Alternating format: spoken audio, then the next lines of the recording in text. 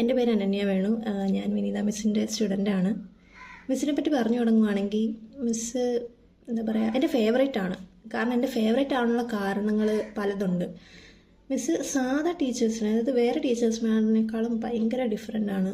കാരണം ആളുടെ പഠിപ്പിക്കുന്ന രീതി, നമ്മളോടുള്ള ആ ഒരു അപ്രോച്ച്, പഠിപ്പിക്കുന്ന രീതിയെ പറ്റി പറയുവാണെങ്കിൽ മിസ്സ് പഠിപ്പിക്കുന്നത് നമുക്ക് പെട്ടെന്ന് മനസ്സിലാവും. ഇപ്പോൾ മനസ്സിലായിട്ടില്ല എന്നുണ്ടെന്നുണ്ടെങ്കിൽ നമ്മുടെ മുഖത്തുനിന്ന് മിസ്സ് മനസ്സിലാക്കും. അപ്പോൾ പിന്നെ മിസ്സാണെങ്കിൽ ഓക്കെ, പിള്ളേർക്ക് മനസ്സിലാവുന്ന രീതിയിലുള്ള ഇതിലായിരിക്കും ഇൻട്രാക്ട് ചെയ്യുക. അതായത് നമ്മുടെ ഈ ലൈഫ് എക്സ്പീരിയൻസസ് അല്ലെങ്കിൽ ലൈഫിലുണ്ടായ റിലേറ്റബിൾ ആയിട്ടുള്ള ഇൻസിഡൻസ് ഒക്കെ വെച്ചിട്ടായിരിക്കും എക്സാമ്പിൾ പറഞ്ഞായിരിക്കും പഠിപ്പിക്കുന്നത്.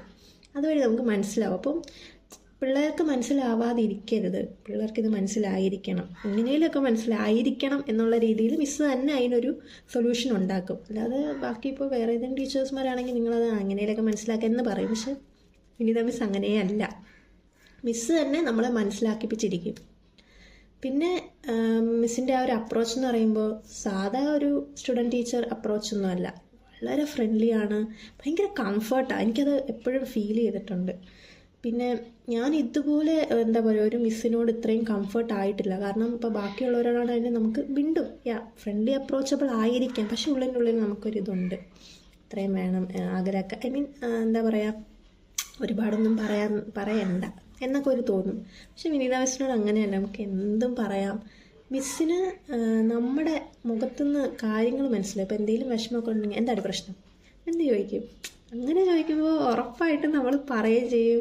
പറഞ്ഞു കഴിഞ്ഞാൽ എന്താ പറയുക, നമ്മളെ പിന്നെ ആ ഒരു മൂഡിൽ നിന്നൊക്കെ മാറ്റിയിട്ട് ഭയങ്കര ജോളി മൂഡൊക്കെ ആകും. മിസ്സ് ഫുള്ള് ഭയങ്കര ജോളി മൂഡാണ്. ആൾ വരുമ്പോൾ തന്നെ ഒരു വൈബ്രൻ്റാണ്, ഒരു ഓറ ഒക്കെ എനിക്ക് ഫീൽ ചെയ്യാറുണ്ട്. പിന്നെ മിസ്സിൻ്റെ പഠിപ്പിക്കുന്ന കാര്യം ഇതൊക്കെ തന്നെയാണ്. പിന്നെ അതുപോലെ തന്നെ മിസ്സ് ഭയങ്കര ബ്രില്യൻ്റ് ആണെന്ന് എനിക്ക് തോന്നിയിട്ടുണ്ട്. കാരണം എല്ലാത്തിനും ഒരു ഉത്തരം കാണുമ്പോൾ നമ്മൾ ചോദിക്കുന്ന ചോദ്യങ്ങൾക്ക്, പഠിക്കുന്നതിൻ്റെ കാര്യത്തിലൊക്കെ ചോദിക്കുന്ന ചോദ്യങ്ങൾക്കൊക്കെ ഭയങ്കര, അതായത് ഇപ്പം ഞാൻ പറഞ്ഞ പോലെ നമുക്ക് മനസ്സിലാവുന്നുള്ള രീതിയിലുള്ള ഒരു ഉത്തരം കാര്യങ്ങളൊക്കെ ഉണ്ട്.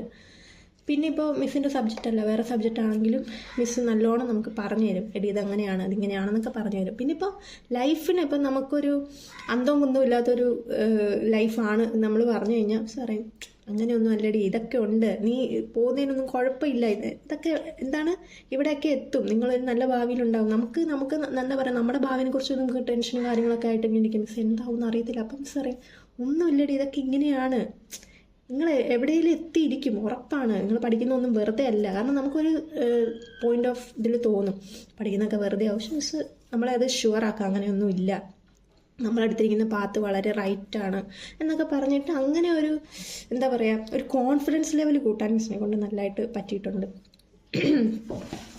പിന്നെ മിസ്സിൻ്റെ സ്റ്റുഡൻ്റായിട്ട് ഇരിക്കാൻ പറ്റിയതിൽ വളരെ സന്തോഷമുണ്ട്. കാരണം മിസ്സിനെ പോലുള്ളൊരു ജെമ്മിനെ ലൈഫിൽ മിസ് ചെയ്യരുത് എന്നുള്ളൊരു ഫീല് മിസ്സിനെ പരിചയപ്പെട്ടതിന് ശേഷം എനിക്ക് മനസ്സിലായത്. കാരണം ഇതുപോലെ ഒരാളെ ഇനി എനിക്ക് ലൈഫിൽ ഒരു മെൻറ്ററായിട്ട് കിട്ടുമെന്ന് ഞാൻ ഒരിക്കലും വിചാരിക്കുന്നില്ല. അപ്പോൾ അതിൽ ഭയങ്കര ഹാപ്പിയാണ്. അപ്പോൾ ഇതാണ്. Thank you.